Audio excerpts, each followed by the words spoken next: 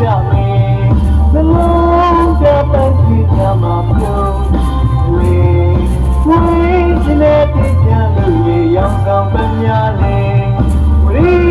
are to some of the most beautiful.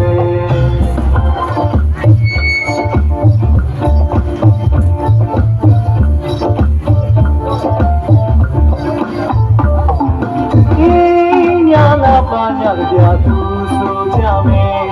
nelangga pangkila makyong le, wishnya tujalu yang sang penyale, wiriya tu samune monu nyuli kwe, wiriya mela, wiriya meliwa, wiriya mominali kare sepwe, wiriya mela, wiriya meliwa, wiriya mominali kare sepwe.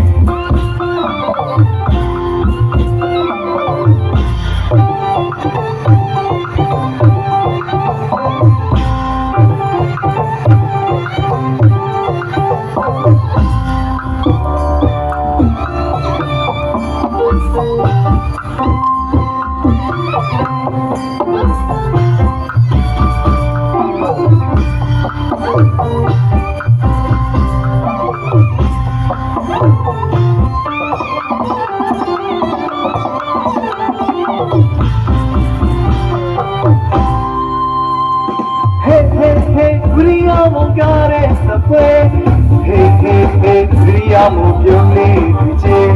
vediamo carezza poi, vediamo violenti, molle momentali le parole delle sonese, vediamo lai, viva di duri, si va a fatica, tutte chiamamole.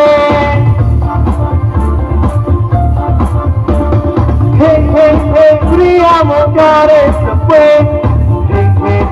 vediamo violenti, vediamo carezza poi, vediamo violenti, molle momentali vediamo carezza, ci fare che vediamo poi.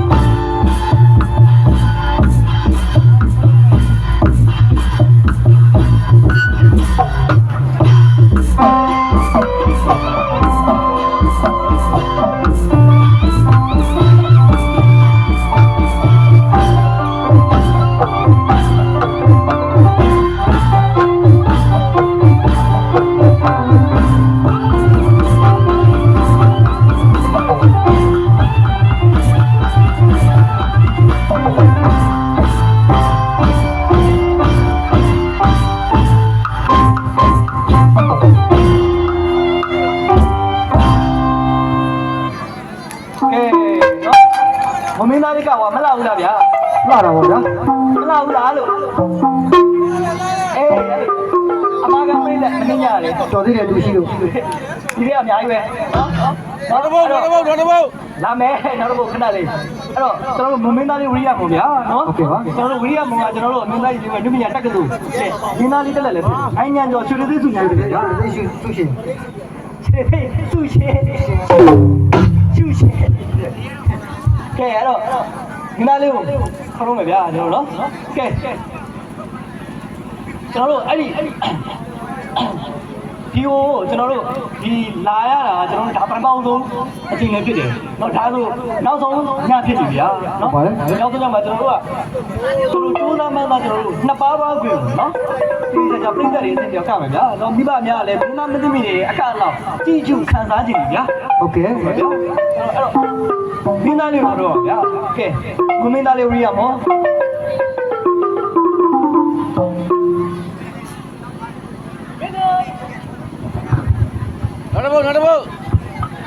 မင်းတို့ထိုင်နာသူခိနာ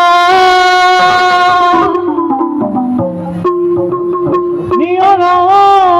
သူတတော်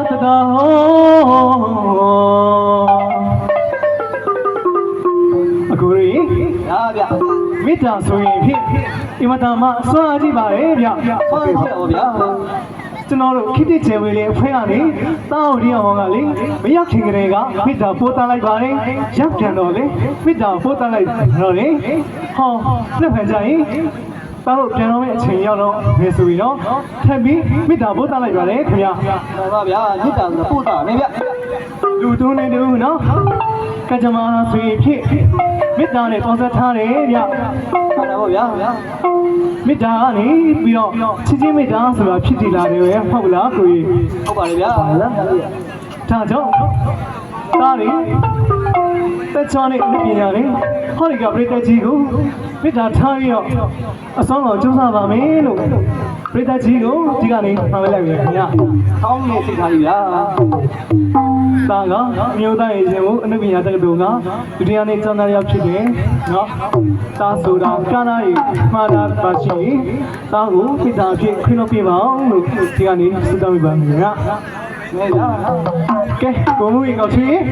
ဗျာဗျာ ကံပြောင်းမဲ့အလုံးလေးတက်တက်ပြကြရအောင်ဗျာ လုံးနဲ့ပတ်ပြီးပြကြအောင်ဗျာ ဝိတ်ချိုက်ခင်းဆိုရင်ဒီချီနဲ့စောင့်ရရ ဝဲကြိုက်ခင်နေဗျာ က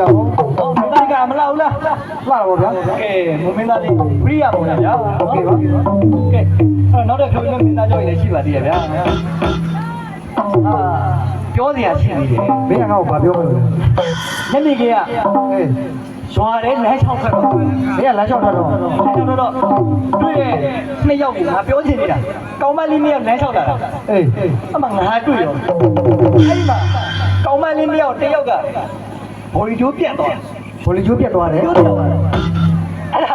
तू ကဘေးကကောင်မလေးမပြောရဲဘူး ဩ မပြောရဲဘူးမပြောရတော့ဘလို့ပြောတယ်မှတ်တယ် ဘလို့ပြောတော့ အုံနောက်ထဲကလား ဟေး ခန္ဓာကိုယ်ကလားခင်ပတ်ထဲကလားဒီချက်နေပါသူများသိအောင်ပြောရခက်တဲ့ဝေဒနာတွေလေးပါအဲ့လိုပြောတယ် အဲ့လိုပြောလိုက်တာ အဲ့လိုပြောတော့ဘေးကကောင်မလေးကမသိဘူးအဲ့ဒါသူကတို့ပြောတယ်ထပ်ပြောတယ်ပေါ့နော်အဲ့လိုအဲ့ဒီအချိန်မှာအောက်မှာစော့နေတဲ့ကလေးကဘာပြောတယ်မလဲ ဘာပြောတော့ အမဟာကြီးလို့ပြတ်တာပါပြက်လို့ကြီးတာပါလို့ထားပြောတယ် တော်တော်ကြီးမဲ့ပုံပဲ ဟာကြီးတာမဟုတ်ဘူးနော်အဲ့ဒါအဲ့ကလေးနှစ်ယောက်ရဲ့အဖြစ်နော်မနေ့ကလည်းဒီเจ้าရောက်ချင်းကိစ္စငါပြောပြပါပြီ အေး နော်အဲ့တော့တခုပြောပြရအောင်နော်တခုပြောပြရအောင်နော်ဘာလဲဆိုတော့မိမအကြောင်း မိမအကြောင်း မိမအကြောင်းပြောပြမှာနော် ပြင်ရိုက်ခံမယ် တကယ်တော့မိမငါမိမရတယ် မင်းကမိမရသွားပြီဟော ကလေးနှစ်ယောက်နဲ့ ကလေးနှစ်ယောက်နော်မိမရအောင်ယောက်ျားလေးနဲ့မိန်းကလေးလားမသိဘူးနှစ်ယောက်ရှိတယ်လေ တကယ်မှမလားတော့မိမကလေးနှစ်ယောက်ရှိတယ်ဟာမိမဝင်လား ဝင်နေ ဟုတ်တယ် မိမဝင်နေ ဟုတ်တယ် ဟောအဝင်ထမ်းတာ ဟောဝင်ထမ်းတာဒီလိုပိုက်ကြီးနေတာ ဟောပိုက်ကြီးနေတာပြောတာ ပြရတယ်ပြောရင်တော့ပေါ့ပိုက်ကြီးနေတာငါသမီးလေးကလိမ္မာတယ်လိမ္မာဟာ ဟုတ်လား ငါနှစ်ရှိပြီယောက်ျားမြည်သေးတယ် ဩငါးပြည့်တယ်ဘလို့ယောက်ျားကြီးမှာတော့ဟာ မယူသေးဘူးလား မယူသေးဘူးလေ ကျွဲမှတ်နေတာဒါ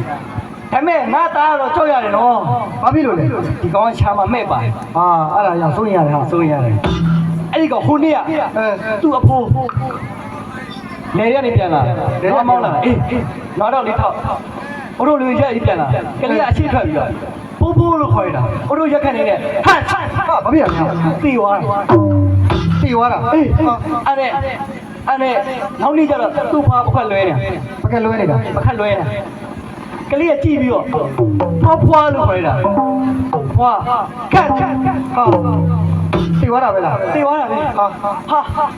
ခေါင်းပြီးတော့ပြီလေ အေးပေါ့ ဒီကလေးငါနာမည်လေးတနေ့ခေါ်မှာပဲဆိုပြီးတော့ ခေါ်မှာမခေါ်မှာမဲ ဟာကြောက်နေတာငါပခက်လဲတော့ငါဘယ်လိုလွဲတယ်မလဲအောက်ကနေပြီးတော့အဲ့လိုလွဲရ ဒီတိုင်းလွဲလည်းရပါလား ဟုတ်ငါ့ကိုမြင်ခေါ်မှာဆိုလို့ ဩ အဲ့လိုလွဲနေနေပဲငါ့ကိုအထက်ကနေပြီးတော့ဖေလို့ခေါ်လိုက်တာ ဟာဒါဆိုမင်းတည်ပြီပေါ့ နောက်ဝေးရကောင်တီသွားတယ် ဘယ်လိုဖြစ်တာမင်းတည်ရမှာလေ မတီးဘူးနွားတာသိနေနဲ့ဟာ ဟာဩငါသိပြီ ဘလို့တော့ ဟိုကဖေအစ်စ်မင်းကဖေတွန်းခွဲ ဟောဖေလို့စစ်အရေးအဆွေမျိုးလာဆက်ပြနေပြီအဲ့ဒီ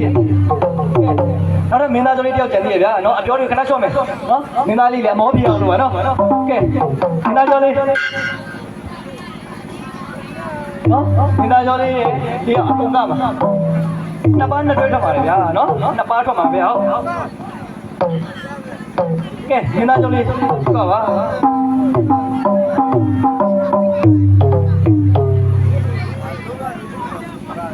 လိုက်ရော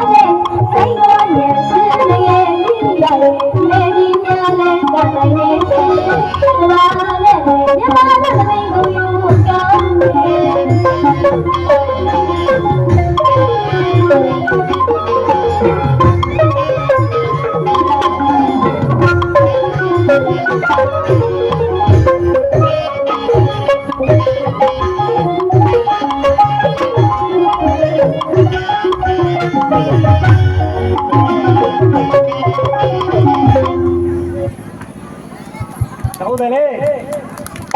တို့ရေဗျာဗျတို့ကလည်းကာပါကျွန်တော်ကလည်းကျွန်တော်မင်းသမီးနဲ့တွဲပြီးကကြတယ်ဗျာကဗျာကကျွန်တော်ကတော့သူများမထူနဲ့ဟောရယောက်ျားမင်းသမီးနဲ့တွဲပြီးကပဲလို့ယောက်ျားမင်းသမီးနဲ့တွဲကပါလားဗျာဟုတ်တာဗောကဲရွာသားရေကဲချူလာမယ်ဗျာ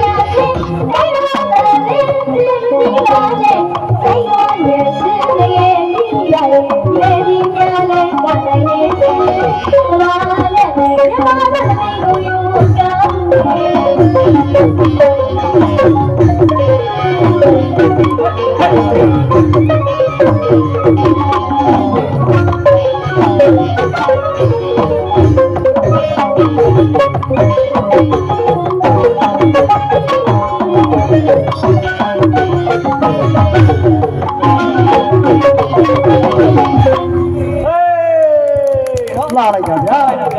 နော်မင်းသားအဲကြိုးစားရနော်မင်းသားတွေကဲနေပါဦးခိုင်းပြပြနေဒီနောက်ကိုမရောက်ရဘူးဖြစ်နေနော်အများနဲ့အဲ့လိုပဲမနေ့ကလည်းအညာလုံးနောက်တော့လုပ်ပြပြောရင်ပြောတယ်လူရှင်တော်ရဲ့စကားမျိုးတွေလူစကားကိုလည်းငါတို့ခွင့်မှမရှိဘူးဟုတ်ဗျာကိုမမူဗျာခင်ဗျာမေးစရာရှိတယ်မေးဗျာဟာမေးမလို့လဲလူဆိုတာဘယ်ဖြစ်လာလဲသိလားသိတာဟောဗျာဘယ်နဲ့လဲညီမနေလို့မဟုတ်ဘူးလေညမားနေပြီလူကဘယ်ဖြစ်လာလဲကျွန်တော်ရှင်းပြပါပါဘုရားဒီဘက်ကျမ်းမှာသာမဏေနော်9989ပါကျွန်တော်တို့မင်းကအဲ့လောက်အကုန်ဖတ်တာပါဟုတ်တယ်ငါအဲ့လောက်ဖတ်နေတဲ့အရွယ်တွေတုတ်ကြအဲ့မှာကြည့်တာဒုတိယညင်ကြောင်းဒုတိယညင်ကြောင်းဒုဟိုးကဘာဦးစားထားနော်ကဘာဦးအစားငါတို့ကဘာကြီးပါဘယ်ပုံလဲတိုက်နော် နေမုံတိုင်းတွေတက်ဟာကြီးဒီလောက်လိုက်ချင်မှာတက်ရှိတယ်အကုန်လုံးကတေကုန်းရော ကုန်သေးကုန်လား အကုန်တေကုန်းအဲ့ဒီအချိန်မှာနော်အဲ့ဒီပြီးတဲ့အချိန်မှာစတော့လာတက်ကြီးကသူရဆိုရဲနေမင်းရဲ့နော်စန္ဒာဆိုရဲလာမင်း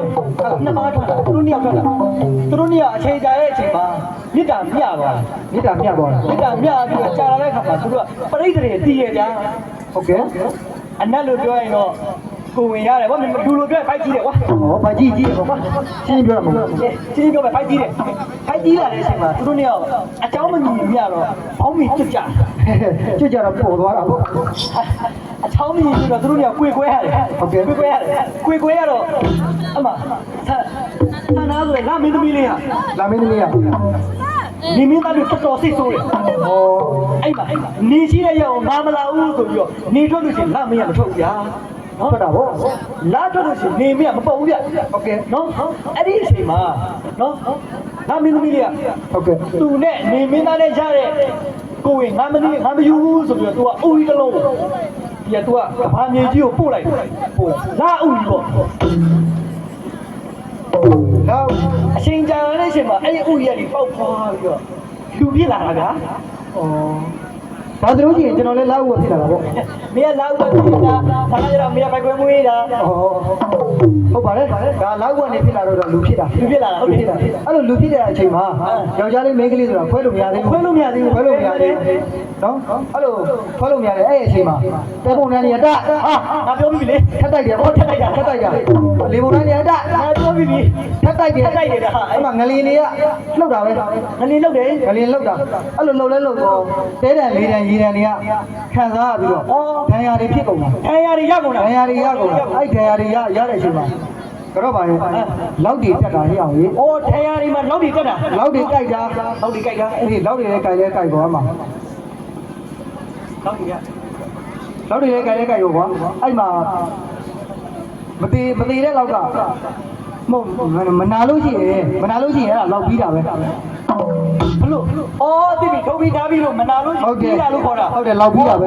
ပြီးတာနော်ဟုတ်ပြီ ဟုတ်တယ်အဲ့ဒါလောက်ပြီးတဲ့ကောင်ကယောက်ျားလေးလောက်ပြီးတဲ့ကောင်ကမိန်းကလေးပဲဟမ်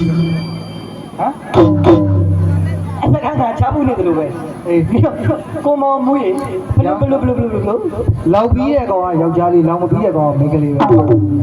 လောက်ပြီးတော့ယောက်ျားလေးလောက်ပြီးတော့မိန်းကလေးအော်တယ်လက်ခံဟုတ်ကဲ့ မင်းသိတာအဲ့လို ဟုတ်တယ် အဲ့ဆိုငါပြောမယ်ဟိုကအပြူကြီးရအောင် အဲ့အပြိုကြီးရတယ်အဲ့လောက်တွေနဲ့ဆက်ဆံနေတယ် ဘလို့ဆက်တက်တာတော့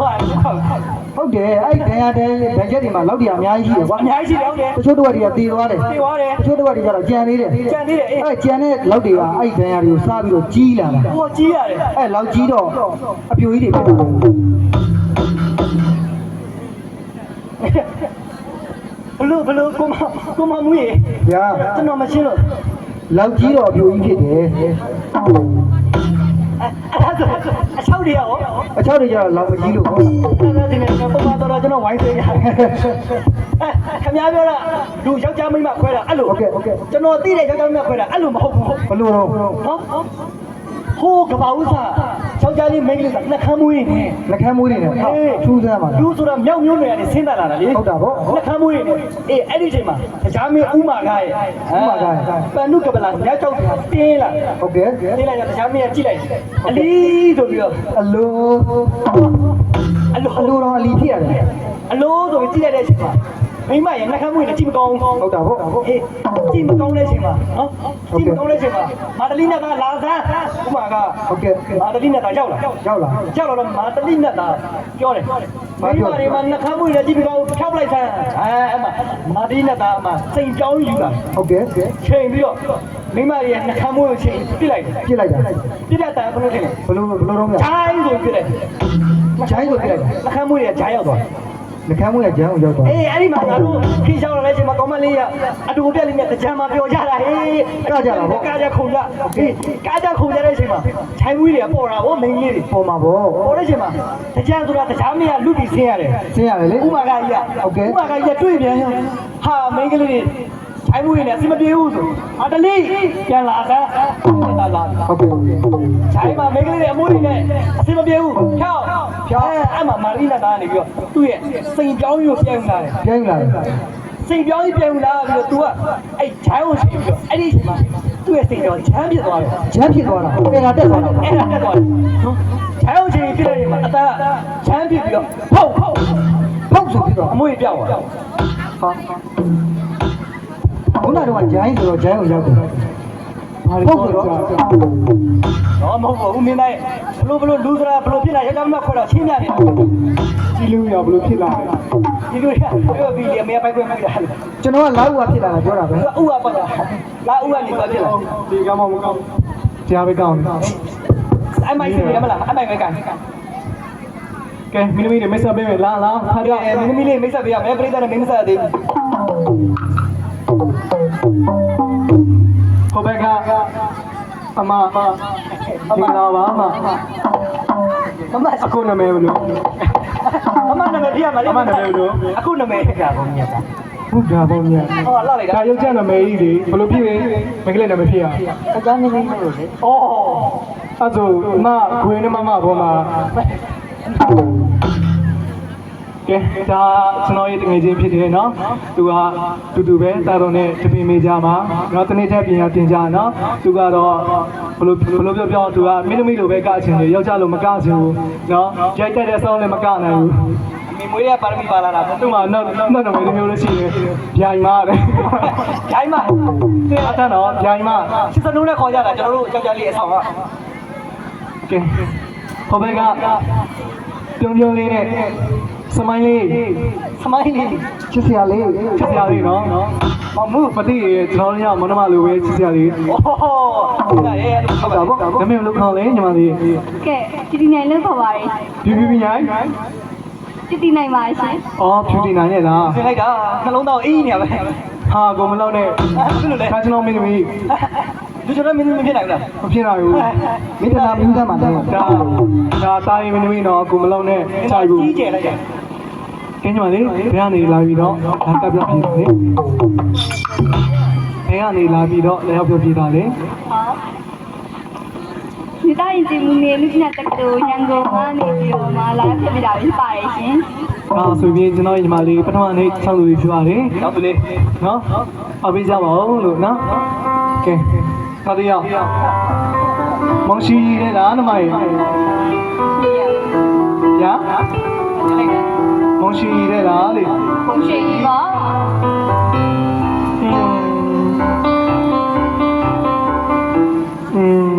အစိုးအောင်အစိုးအောင် အာဦးကြည့်ပြီးမစိုးပါဘူး အောင်ဆိုဒီမှာဒီဖြစ်နေ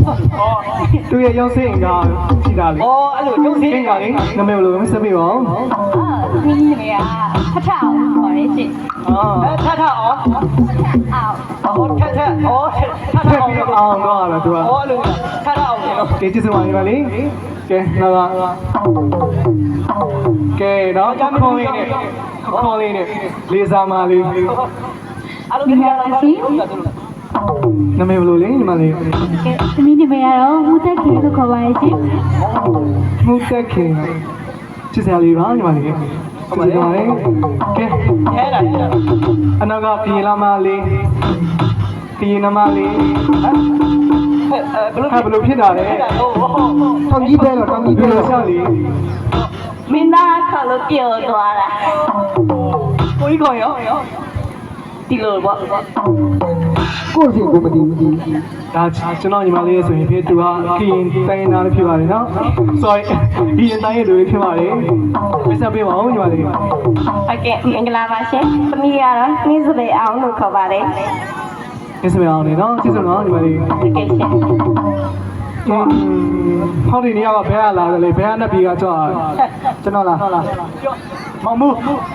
ကျွန်တော်ကတော့ဟို14မြင်းဆောင်အရာတန်းရလာပါဘော ဒီလိုမိတ်ဆက်လေးရဗျာ 14မြင်းဆောင်ဆိုအေယာဝတီ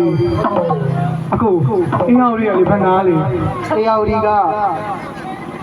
မင်းသားလေးရောက်နေတာအရာဒီလေ မဟုတ်ဒါရောက်နေတာပန်းတတော်လေး ဟုတ်တယ်လေ ပန်းတတော်ကမ်ဒီဦးပြောတော့အောင် ဟဲ့မင်းနေအောင်မင်းနေတာအေယာဝတီဆိုကျဲပြတယ်ပန်းတနော်အေယာဝတီပသိမ်ရဲ့အေယာဝတီတိုင်းဆိုကျဲပြတယ်မင်းကဘယ်နေရာကလဲဘယ်စနဘုတ်ဘယ်တော်သားလဲ ရေကြီးမြို့နေရာဖြစ်ပါလေ ရေကြီးတော့ရေကြီးတော့ဟောရေကြီးတော့ကြွားတယ် ရေကြီးဆိုတာမြို့ရေကြီးဆိုတာမြို့ မြို့လားမသိဘူးတာကလေးဆိုတော့တခါမှရောက်ပြီတာလေး အိတ်ခေါ်ရလဲကျွန်တော်နဲ့ ပြန်ခေါ်တော့ တကယ်ပါပြည်သက်ကြီးတာဝတိရမောဆိုရင်ဖြစ်နော်ဒီနယ်ဒေသကိုတခါမှမရောက်ဘူးပါဘူးဒီနယ်ရဆိုရင်ဖြစ်ပထမအုပ်ဆောင်အချိန်ဖြစ်ပါလေတာတော့ဖွဲ့လို့မျိုးခုလိုရောက်ခွင့်ရတဲ့တဲ့နော်အရင်ဆုံးကျေးဇူးတရားမှာကတာတော့ရဲ့ဒီဆရာတော်ဘုရားကြီးကနေပြီးတော့နော်ဟောဒီကအလူဒကာမကြီးနော်လူဒကာမကြီးတွေပြီးတော့ကျွန်တော်ရဲ့တငယ်ချင်းချမ်းရင်ချိုရဲ့မိသားစုတွေအားလုံးကိုလေဒီကနေကျေးဇူးအများကြီးတင်ပါတယ်ကျေးဇူးတင်ပါတယ်လဲနော်သားတို့ကိုနော်အခုလိုမျိုးလက်ရောက်ဖြစ်ခွင့်ပေးရတဲ့အတွက်တော့လည်းအင်မတန်မှဝါနာကုန်ယူမိပါတယ်မှန်ပါတယ်ဗျာဒါဆိုရင်သားတို့ကဒီရွာနဲ့ရေးဆက်ရှိတယ်လို့ပြောလို့ရမယ်ကိုကြီးဟုတ်တာပေါ့နဲတဲ့ကမဟုတ်ပါဘူး ရေသက်ရှိလို့ကမလေးလိုက်ကြည့်နေတာဥစားမပါမလားလို့ စင်ကြော်တဲ့လေးတွေပဲကျန်တော့လေကမလေးတွေမရှိတော့ဘူးဟောမကြည့်စင်ကြော်တဲ့လေးတွေပဲညီမလေးဟေးညီမလေး ဟို ကိုကြီးလာခဲ့မယ်နော် အပေးနေရဲ့အုံးမီညလုံးမိတ်ထားတဲ့အပေးတဲ့တယောက်ဟဲ့မနိုးဗျာ ကဲဟောမကြည့်စမ်း ကဲအပေးတဲ့နာကြာ ကောင်းလိုက်တာအောင်လေဟေး မနိုးဘူးလို့အပေးချော ဟုတ်ချော သူ့ရလို့ပဲ အခုတော့ဘယ်လောက်ခက်ကြလဲ အကိုတို့ကသူ့ချောသိနေတယ်လို့ပဲသူက ကဲကိုကြီးရအောင်လည်းပြန်ရအောင်ဗျ ကဲမှန်တော့ဗျာ ဆောင်းရင်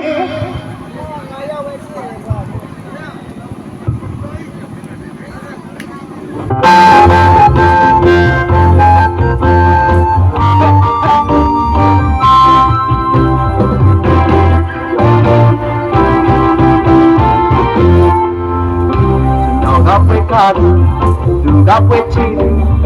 အကြည့်ချင်းဆိုရင်တွေခေါင်းတော့ဘာညာကျွန်တော်ကပွေးကားလူကပွေးချီလူ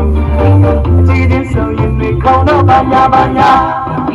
ဝေးပြီးလို့သူလာမစ်ဆက်သူရှောက်နေဘာညာတရားမှုလေသူရုပ်ရှင်သူတို့ချစ်လို့သာဒီနေ့တော့ဘာညာဒီနေ့တော့ဘာညာပဲလားမြင်နိုင်တော့ဘာညာဒီနေ့တော့ကဘာညာဝဲချီလူနဲ့ဝဲကားလူနဲ့တွေ့ရရင်ဘာညာဟဲ့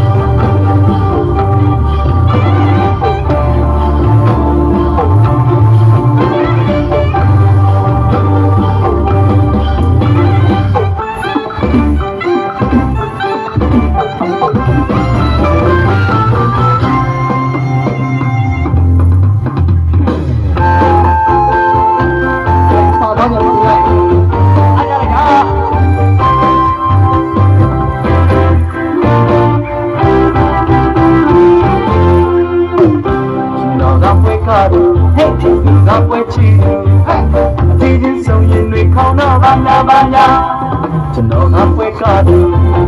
ကပွဲချီသူအကြည့်ချင်းဆိုရင်တွေခေါင်းတော့ဘာညာဝေးပြီးလို့သူလာမိတ်ဆက်သူတို့ရှောက်နေဘာညာဟောက်နေဘာညာမရဘူးလေသူရုပ်ရှင်သူတို့ကြည့်လို့သာဒီနေ့တော့ဘာညာဒီနေ့တော့ကဘာညာဒီနေ့တော့ဘာညာဒီနေ့တော့ဘာ